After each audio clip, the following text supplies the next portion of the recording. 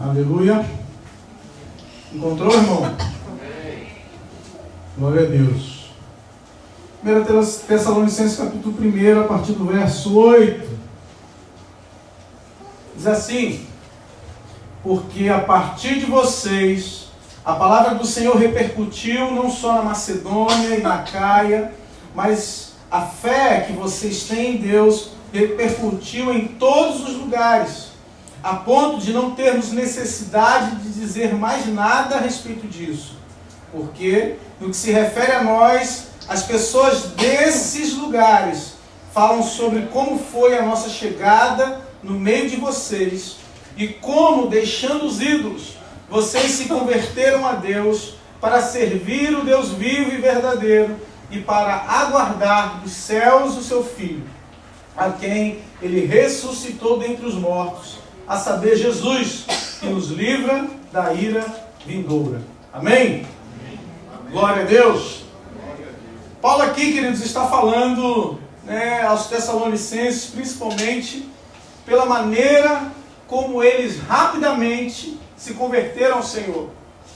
Você conhece alguém que era, talvez seja até você, né? Você era louco, era maluco, fazia tudo. Tudo que mandasse você fazer, você fazia. Tudo que, em qualquer situação que você via, mais louca que fosse, você abraçava. Era drogas, era noitada, era tudo que colocasse diante de você, que você fazia. Mas de repente o Evangelho entrou na sua vida. E tudo mudou.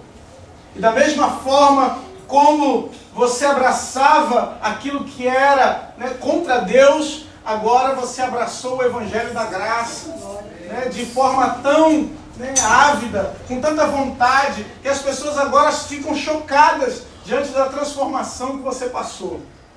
Você conhece alguém assim? Alguém que passou uma transformação pelo Evangelho tão grande, que você diz, olha para essa pessoa e diz, meu Deus, esse Deus é poderoso. Porque Ele mudou essa pessoa. Meu Pai do céu, era um perseguidor. Era alguém que zombava das coisas de Deus. Era alguém que não queria compromisso. Era alguém como Tessalônicos, que estavam sujeitos aos ídolos, escravos. E agora estão servindo ao Senhor. A verdade, irmãos, é que Jesus muda a nossa história. Amém. Jesus, quando entra na nossa vida, Ele cria um antes e um depois. Ele cria, existe um você antes de Jesus e um depois de Jesus, muito semelhante ao que foi feito na nosso calendário. Existe um antes de Cristo e um depois de Cristo. Você não é o mesmo, não é a mesma pessoa antes de conhecer Jesus. Se a pessoa continuar do mesmo jeito, depois que conhece Jesus, essa pessoa não teve um encontro com Deus. Essa pessoa não teve um encontro com Jesus.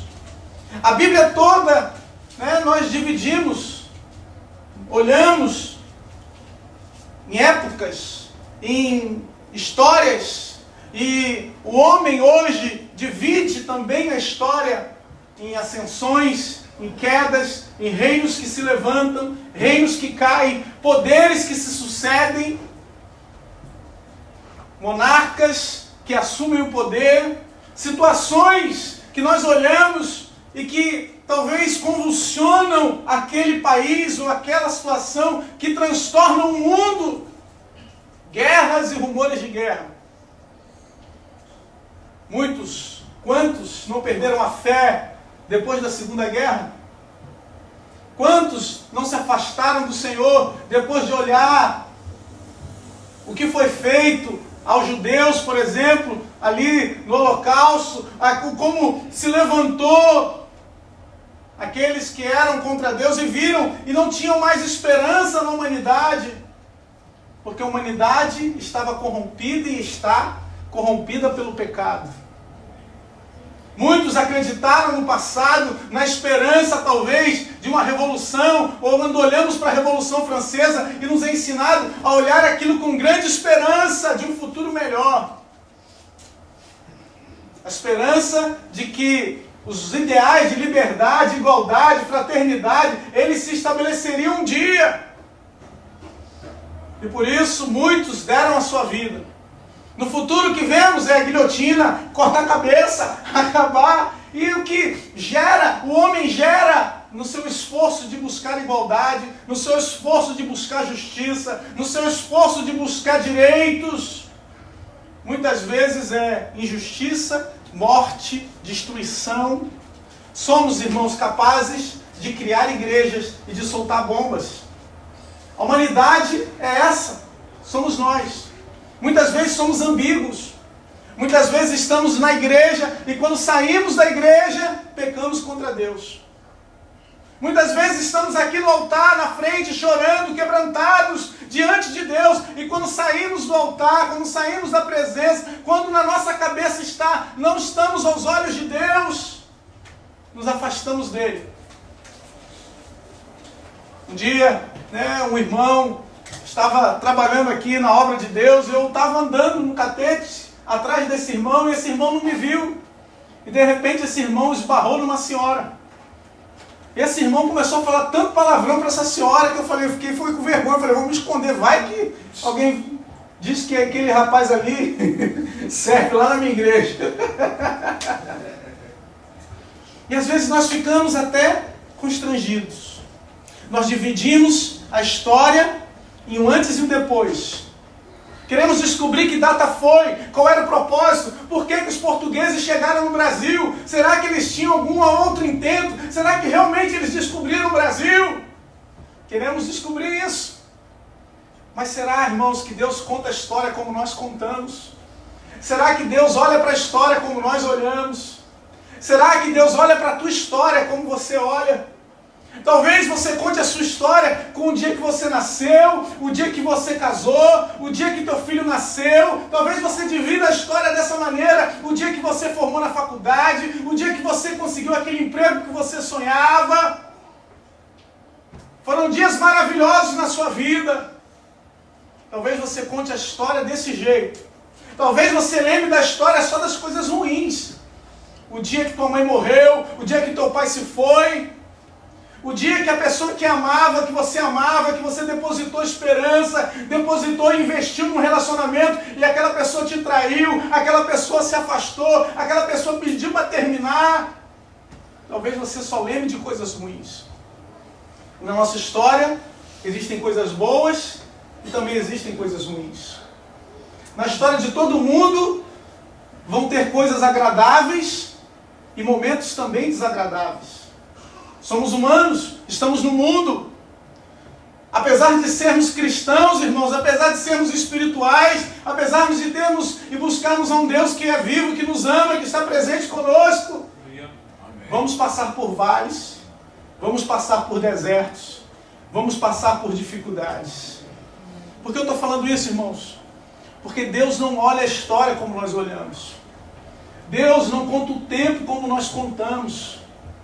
Deus não olha para a humanidade como nós estamos acostumados a olhar. O professor de história nos ensina, hoje, muitas vezes, parece que a história é dividida só em conquistadores e conquistados. Oprimidos e opressores. Aqueles que têm mais dinheiro e os que não têm. Parece que a história é uma eterna briga entre aqueles que querem mais dinheiro e poder contra aqueles que têm menos. Mas Deus olha de forma diferente. E nós podemos pelo menos dividir a história em 4 fases. Na Bíblia e aos olhos de Deus. A primeira fase, o primeiro momento que nós vemos a ação de Deus na história é na criação. E a Bíblia diz que Deus criou tudo bom. Que tudo que Deus fez era bom, lá no Éden. E Deus criou homem e mulher, racionais e morais. Racionais e morais porque somos capazes de entender e responder aos mandamentos de Deus. Somos capazes de compreender com o nosso intelecto e entronizar, colocar no nosso coração e agir conforme aquilo que Deus nos manda fazer. Somos capazes de decidir entre o que é certo e o errado. Somos capazes de compreender aquilo que Deus nos falou, a ponto de quando o homem pecou, quando o homem caiu, eles sabiam que estavam longe da presença de Deus. Ele sabia que haviam falhado com Deus. Deus nos fez seres sociais, prontos para amar, para perdoar, para sermos perdoados e sermos amados.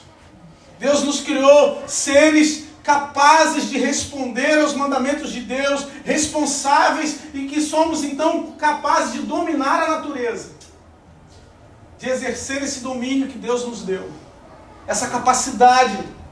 Éramos no Éden aqueles que caminhavam e andavam com Deus. Olha que privilégio, irmãos. Estávamos andando com Deus no Éden, mas de repente entra a segunda fase da nossa história. Entra a queda.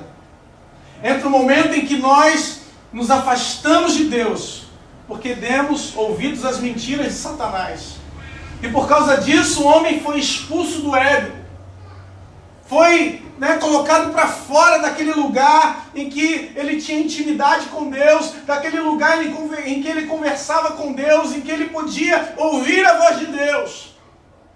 E é por isso, irmãos, que até hoje, toda a nossa alienação, toda a nossa falta de senso de significado na vida, tudo aquilo que muitas vezes se torna um vazio no nosso coração, é por causa da queda que está dentro de nós. É pelo motivo de não entendermos que agora a igualdade foi quebrada.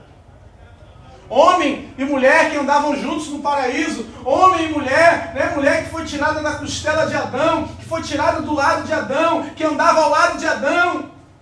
Agora em Gênesis capítulo 3, no verso 16, diz que o seu marido a dominará.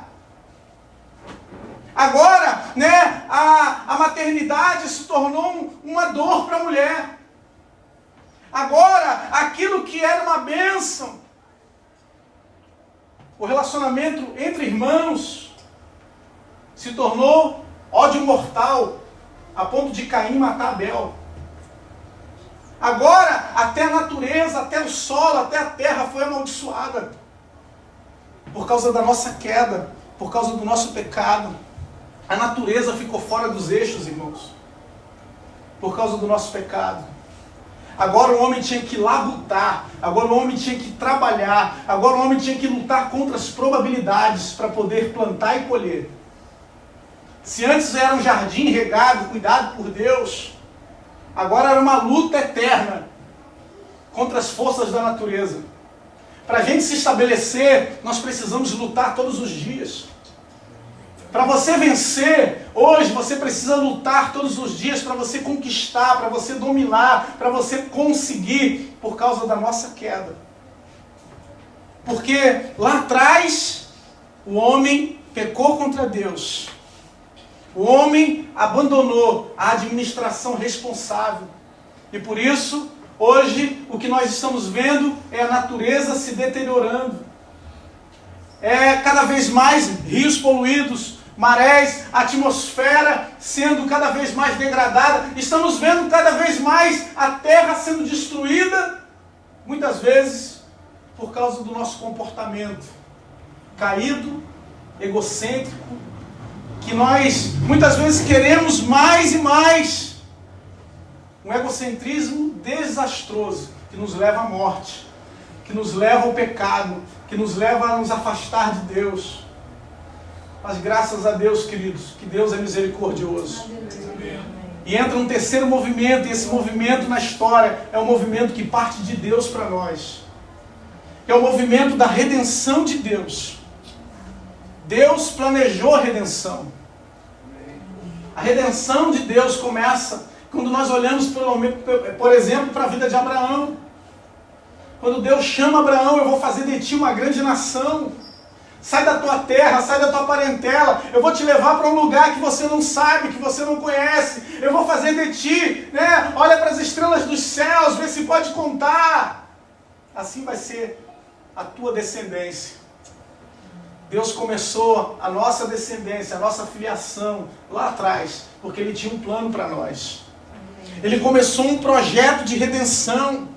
Em Gênesis 3,15 vai dizer que da semente da mulher nasceria um que esmagaria a cabeça da serpente. Ele começou lá no Éden, irmãos.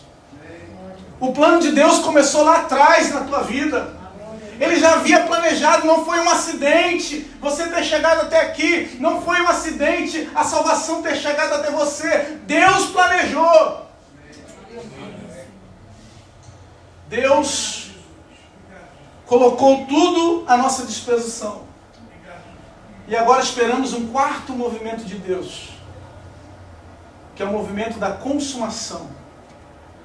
Estamos entre o momento da redenção e da consumação, que é o momento em que as boas novas, como está lá em Mateus capítulo 24, no verso 14, o momento em que as boas novas serão pregadas a todos os povos, que todos terão contato com as boas novas. Essa consumação de Deus vai regenerar esse universo, vai nos levar ao reino de Deus, vai nos elevar até a presença de Deus, até a perfeição. Nesse lugar não vai ter dor, nesse lugar não vai ter choro, não vai ter pecado, não vai ter decadência, não vai ter morte. Então esperamos um outro movimento. Aleluia. Estaremos na presença de Deus e Deus será glorificado para sempre. Então estamos nesse em que os teólogos chamam do já é e o ainda não, porque já somos salvos, mas ainda não está consumado. Ainda não foi, efetivamente consumado. Quando falamos assim, olha, nós não temos mais doença, não temos mais, Jesus levou sobre si as nossas dores, Jesus levou sobre si os nossos pecados, mas nós continuamos pecando, nós continuamos tendo dores, porque já somos salvos, já somos libertos, mas será consumado quando o Senhor voltar. E a mente cristã, a mente daquele que serve a Cristo, ele pensa dessa forma. Aguardamos e esperamos, com expectativa no nosso coração, de que o Senhor vai buscar a sua igreja, de que o Senhor vai remir o seu povo, de que o Senhor vai buscar aqueles que são seus. Veja, irmãos, que no texto que nós lemos, houve uma mudança em Tessalônica. Houve um antes e depois. Aqueles homens serviam aos ídolos, e agora eles foram transformados. Eles agora foram modificados pela palavra. Eles abandonaram os ídolos para servir. Abandonaram para servir. E nós, irmãos, muitas vezes estamos num eterno conflito também como cristãos. Porque às vezes estamos nesse dualismo entre servir e esperar. Veja mais à frente, que o texto que nós lemos diz, no verso 10, verso 8, vocês se converteram a Deus para servir o Deus vivo, verso 9, perdão, e verdadeiro. E no verso 10 diz, e para aguardar dos céus os seus filhos, aquele ressuscitou dentre os mortos. Parece algo ambíguo, porque precisamos servir, e servir aqui, doulos, é servir como escravo. Mas também precisamos esperar. Também precisamos aguardar. Precisamos aprender a servir a Deus com as nossas forças, com aquilo que Ele nos manda, com aquilo que Ele deseja de nós. Mas também precisamos aprender a esperar no Senhor. E vamos falar a verdade, irmãos, esperar não é fácil. Se servir não é fácil, irmão. Se servir demanda esforço. Se servir demanda acordar cedo. Se servir demanda ir. Se servir demanda abrir a boca. Se servir demanda abençoar. Se servir demanda ir até aqueles que nós não queremos ir. Esperar, irmãos, também não é fácil. Para algumas pessoas esperar é um grande problema. Porque esperar não depende de você. Esperar não depende do teu esforço. Não há nada que você possa fazer. Não há nada, nenhuma ação que você possa realizar. Você só pode esperar. Você está imobilizado. Se alguém marca com você, você vai, comparece, você não pode apressar aquela pessoa.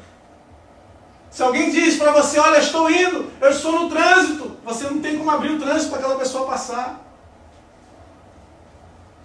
Então precisamos aprender também a esperar. E quando eu leio isso, irmãos, eu lembro, por exemplo, de Lucas, capítulo 10, no verso 38, que a Bíblia nos conta uma história muito interessante de duas irmãs. Que Jesus estava passando na cidade e ele se hospedou na casa de Marta e Maria. Enquanto Marta estava ali preocupada com os afazeres, dispostas a servir a Jesus, dispostas a entregar tudo para Jesus, o seu esforço, o seu trabalho, a sua dedicação, Maria estava aos pés de Jesus, ouvindo o que ele tinha a dizer. Enquanto uma estava disposta a fazer tudo, a realizar tudo, num ativismo desenfreado. Aleluia, Jesus. Uma estava sentada, a outra estava sentada aos pés de Jesus, querendo ouvir o que Jesus tinha a dizer. E talvez, irmão, seja esse servir e esperar que nós precisamos aprender. Abra comigo lá, Lucas, capítulo 10, verso 38. Diz assim: quando eles seguiam viagem, Jesus entrou numa aldeia, e certa mulher chamada Marta hospedou na sua casa. Marta tinha uma irmã chamada Maria, que assentada aos pés do Senhor, ouvia o seu ensino. Marta agitava-se de um lado para o outro, ocupada em muitos serviços. Então se aproximou de Jesus e disse: o Senhor não se importa com o fato de minha irmã ter deixado que eu fique sozinha para servir? Diga-lhe que venha me ajudar. Mas o Senhor respondeu: Marta, Marta, você anda inquieta e se preocupa com muitas coisas, mas apenas uma é necessária. Maria escolheu a boa parte, e esta não lhe será tirada. Aleluia, Jesus. Olhamos aqui, irmãos, que muitas vezes nós estamos como Marta. Estamos dispostos a sermos aqueles que vão, talvez, entregar tudo para Jesus. Mas será que nós estamos dispostos a aguardar Jesus? Será que nós estamos prontos para esperar o tempo de Deus na nossa vida? Será que nós estamos preparados para entender que o tempo de Deus não é agora? Será que a gente vai conseguir entender? Será que a gente vai continuar tendo a mesma fé? Será que a gente vai continuar crendo? Será que a gente vai continuar congregando? Se Deus não fizer o que a gente quer. Se Ele não agir conforme a gente pensa que Ele tem que agir. Nossa, eu já estou aqui há 10 anos nessa igreja e a minha bênção não chegou. Ou a bênção que você acha que Deus devia fazer para você. E você diz: olha, mas eu acordo cedo, eu faço isso, eu participo do ministério tal, eu faço tantas coisas para Jesus. E você acha que por fazer muitas coisas para Jesus, Jesus tem que fazer alguma coisa para você. Por você realizar tantas coisas, talvez, para o mestre, você acha que o mestre, isso te dá o direito, talvez até de colocar Jesus na parede. E de falar: Senhor, me dá agora. Porque eu estou desesperado. Eu estou desesperado. Veja que a preocupação dela é: poxa, eu faço tanto e minha irmã não faz nada. Eu faço tanto, né? E esse irmão que está aqui não me ajuda em nada. Não levanta uma palha. E às vezes nós entramos nesse ativismo, irmãos. Mas o contrário também é perigoso. Precisamos tomar cuidados para não termos uma fé passiva. Precisamos tomar cuidado para não termos uma fé que só espera e não faz nada. Uma fé que não está disposta a estar como Maria, aos pés de Jesus. Porque apesar, né, de parecer que Maria não estava fazendo nada, ela estava fazendo a melhor coisa que podemos fazer, que é ouvir a voz de Deus. A melhor coisa que podemos fazer enquanto estamos nessa terra, enquanto estamos aqui, né, nesse mundo, como falamos, caído, mal, afastado de Deus, é ouvirmos as orientações de Deus para a nossa vida e colocarmos em prática. Quantas vezes, queridos, trocamos o nosso momento de oração por coisas que podemos fazer? Quantas vezes estamos dispostos a trocar o nosso momento de intimidade com Deus para lavar uma roupa, para varrer uma casa? Olha, irmão, lavar roupa você pode lavar hoje, pode lavar amanhã. Você vai ficar pelado? Quantas peças de roupa você tem? Irmãos, às vezes nós estamos tão atarefados que nos esquecemos do momento do encontro, o momento do Éden, de andar junto com Jesus, porque redenção é isso. É Deus nos colocando de volta no Éden, é Deus tendo intimidade de novo conosco, é Deus se aliançando conosco de novo e falando ao nosso coração aquilo que Ele está disposto a falar, aquilo que Ele está disposto a comunicar a cada um de nós. É isso que é o desejo de Deus para a nossa vida. E às vezes nós estamos tão atarefados em fazer coisas para Jesus. Não sei se já aconteceu isso com você. Comigo acontece isso direto. Eu abro o computador, vou fazer uma coisa, quando eu vou ver já tem umas 5, 6 abas abertas, e eu já estou fazendo uma coisa completamente diferente daquilo que eu planejei a fazer. Minha esposa está aqui, é verdade, fala Deus. Às vezes nós pensamos, né, que estamos fazendo algo para Deus, algo para Jesus, algo para a obra, mas quando nós percebemos, nós estamos totalmente afastados daquele caminho. É por isso que precisamos aprender não só a trabalhar, não só a nos esforçar, mas dedicar os nossos esforços para o local certo, para o local correto, que é estar aos pés de Jesus. Porque estar, né, de forma passiva também não é agradável a Deus. Esperar, né, de forma que nós já não temos mais vontade de estar na presença de Deus, esperar, né, de forma que nós já não sentimos mais prazer em estar na casa de Deus, prazer em ler a palavra, prazer em orar, em que esperar de forma que estejamos totalmente fora do propósito também.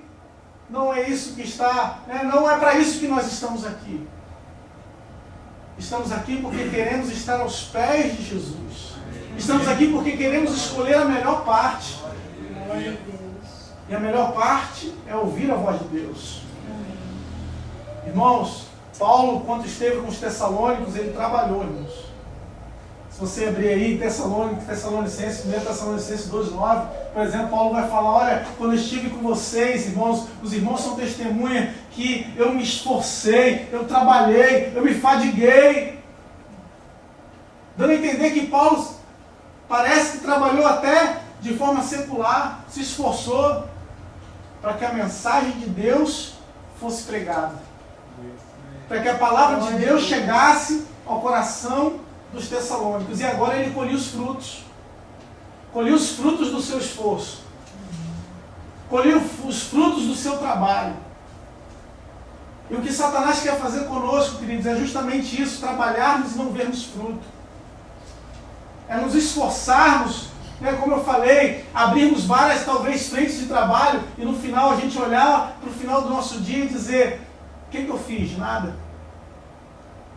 Porque ficamos perdidos no meio de tantas possibilidades, perdidos porque no meio do caminho pecamos, perdidos porque no meio do caminho nos afastamos, perdidos porque talvez não conseguimos nem nos levantar de novo, para novamente tentar alcançar o propósito pelo qual começamos, pelo qual iniciamos nessa carreira. Meu irmão, Deus escreveu uma história bonita para nós. E assim como existe um antes e depois na sua vida, assim como existe uma redenção e uma consumação na sua vida, existe um esperar e um trabalhar. Existe um trabalhar de Deus para você, mas existe também um descanso. existe também um esperar no Senhor.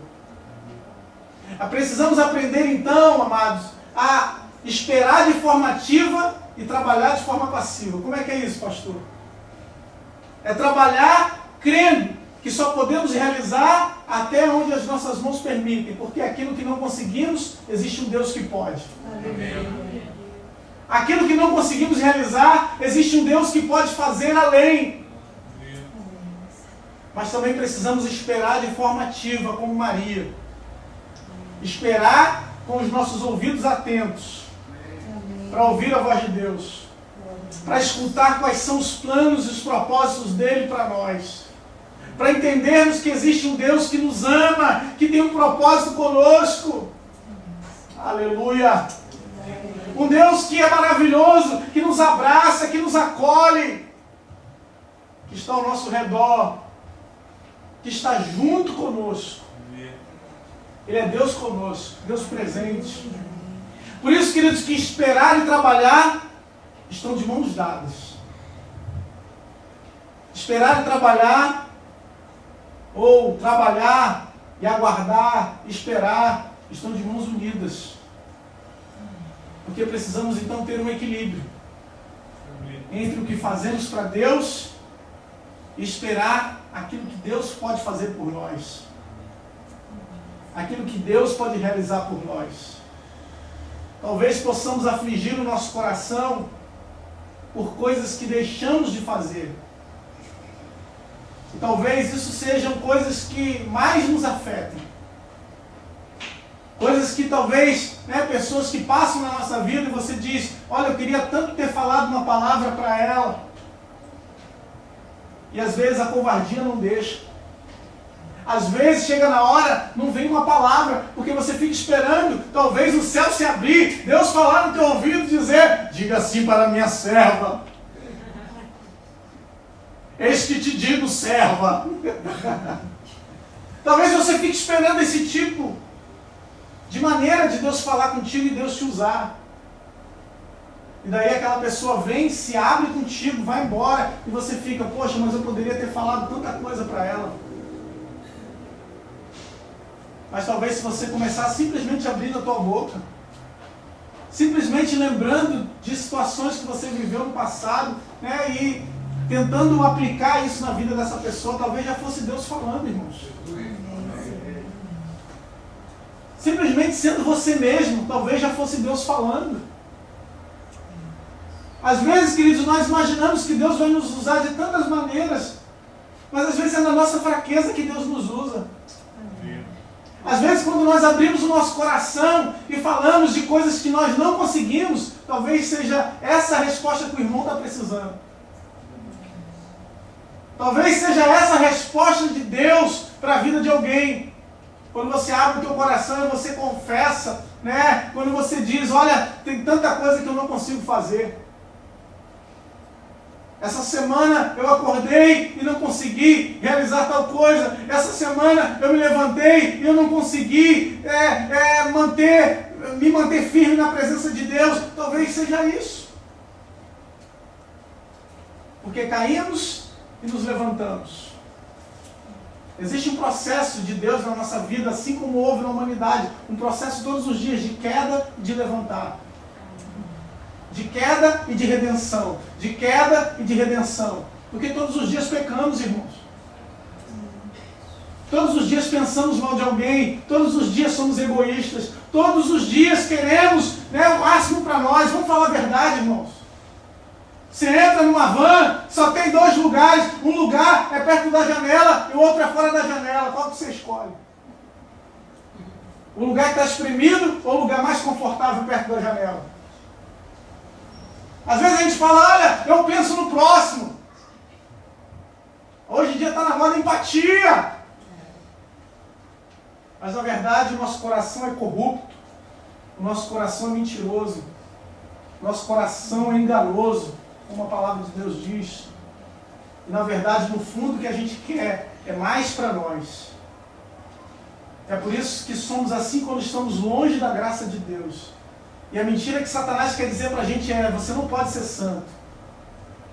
Você não consegue ser santo, você não consegue ter intimidade com Deus.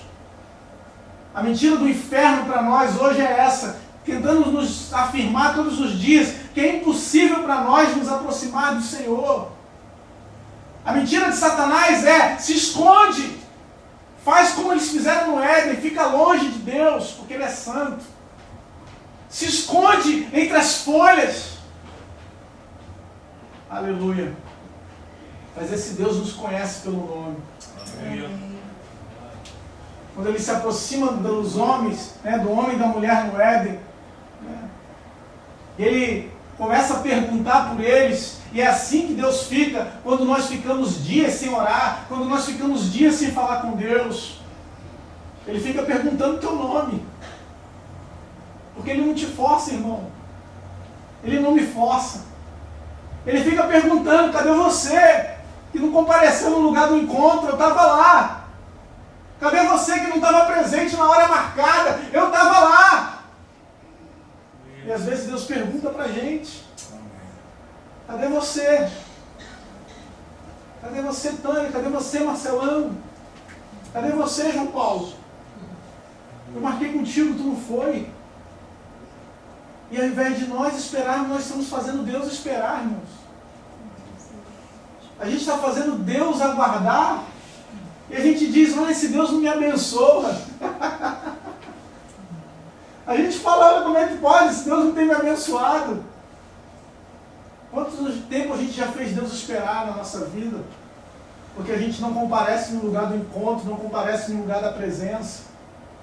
Mas Ele é tão misericordioso, irmãos, porque quando a gente se apresenta para Ele, como Adão e Eva se apresentaram com folhas ali que eles se cobriram, Deus olha para a gente e diz: que palhaçada é essa? Que palhaçada é essa que você quer fazer aí, rapaz? Você acha que eu não te vejo, que eu não te conheço? Está querendo se esconder de quê? Está querendo fugir de quem? E quando caímos, apesar das consequências do nosso pecado, Ele preparou roupas para o homem. Roupas que foram preparadas por Deus. Porque Ele cobre a nossa vergonha. Porque Ele não aponta o dedo sobre nós. Porque apesar da nossa queda, apesar de Deus saber que nos afastamos dEle, Ele nos olha com misericórdia. É como um pai que olha para o filho, é como uma mãe que olha para o seu filho. Seu filho, irmão, por mais que ele peque, por mais que ele falhe, por mais que ele erre, por mais que você dê uma bronca nele, no final você vai fazer comida para ele.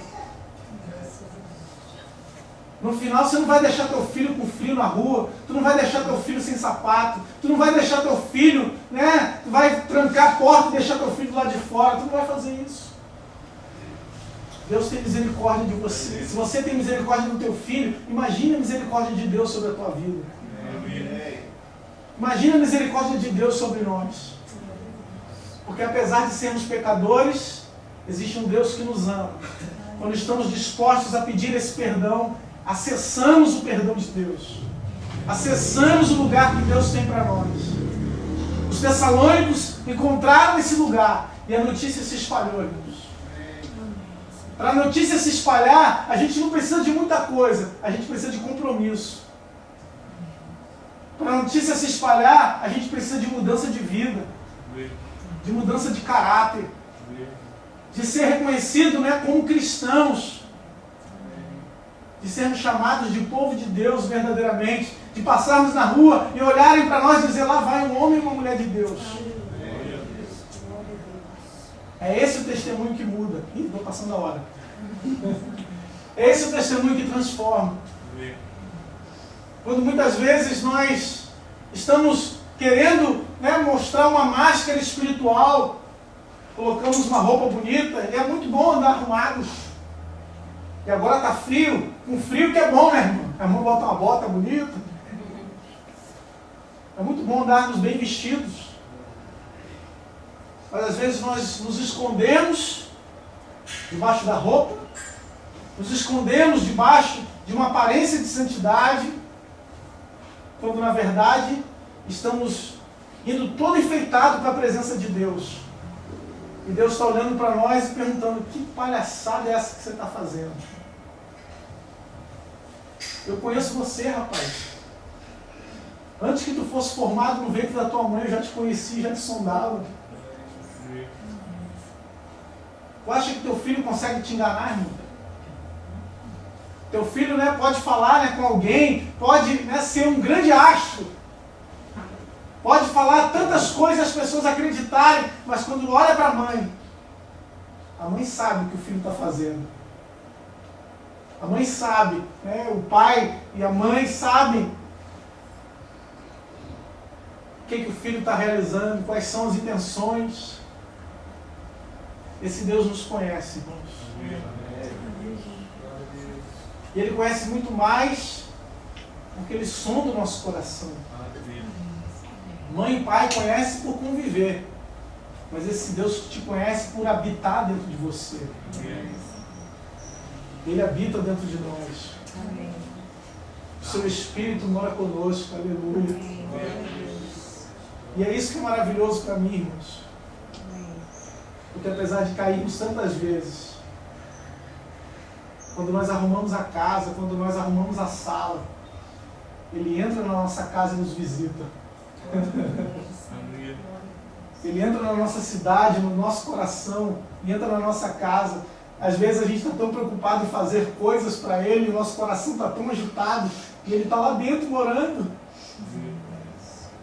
E a gente está atribulado, querendo resposta, querendo saída, procurando talvez um coach, procurando, né, ajuda, e procurar ajuda na ciência é bom. Mas não podemos esquecer que existe um Deus que mora dentro de nós. Existe um Deus que habita dentro de nós, que nos conhece, que nos ama, que nos quer bem. Um Deus que mudou a nossa história. Um Deus que tem um plano para o futuro para nós. Para encerrar, irmãos, a palavra diz aqui, no livro na primeira carta aos Tessalonicenses que nós lemos. Aleluia, Jesus. Para aguardar dos céus o seu Filho, a quem Ele ressuscitou dentre os mortos, a saber, Jesus, que nos livra da ira vindoura. Aguardamos, irmãos, o momento em que o Senhor vai remir todos aqueles que o servem, todos aqueles que são chamados pelo seu nome. Talvez, né, por causa da nossa queda, a nossa condenação é justa. A condenação daqueles que se afastam, daqueles que não conhecem, daqueles que não querem saber de Deus, é uma condenação justa diante de tudo aquilo que Deus já fez. Mas a Bíblia diz que Ele providenciou um escape. Ele nos livra da ira vindoura, da ira que está por vir. Ele providenciou uma porta, irmãos, em que podemos nos recorrer, em que podemos entrar por ela. Uma porta que nos livra de todo mal. Que nos livra do pecado. Que nos dá uma possibilidade de sermos chamados de santos como Ele é santo. Uma porta que podemos entrar todas as vezes que estivermos em desespero, que estivermos, né, pensando em desistir, em desanimar. Existe uma porta preparada por Deus. O que pode acontecer de pior na sua vida, meu irmão? É você ser abandonado? É você morrer? É você ficar doente, paralítico, ficar numa cama? O que pode acontecer de pior? O que pode acontecer de pior na nossa vida, irmãos, é estarmos sujeitos à ira de Deus. Davi, quando teve a possibilidade de escolher, ele disse: eu prefiro ficar nas mãos do Senhor. Porque quando estamos sujeitos, né, ao mundo, ao homem, às circunstâncias, estamos sujeitos a viver ou sofrer sem misericórdia. Mas quando nós estamos nas mãos de Deus, irmãos, nós podemos contar com a misericórdia dEle. E Ele é misericordioso para conosco. Ele tem misericórdia de nós. E é por isso que Ele nos deu um escape. Ele nos deu salvação. Ele nos deu vida eterna. Ele nos ensina a esperar e trabalhar enquanto estamos aqui. Esperamos a sua vinda, mas trabalhamos para a consumação desse tempo. Esperamos e aguardamos o dia em que Ele vai buscar a sua noiva, mas trabalhamos diuturnamente para que isso se consume por meio de salvação de vidas, por meio de libertação de povos, por meio de corações que estão presos e que vão ser libertos por causa do nosso trabalho, por causa do nosso esforço. Por isso precisamos trabalhar e esperar no Senhor. Será que você pode ficar de pé? Dê uma salva de palmas ao Senhor.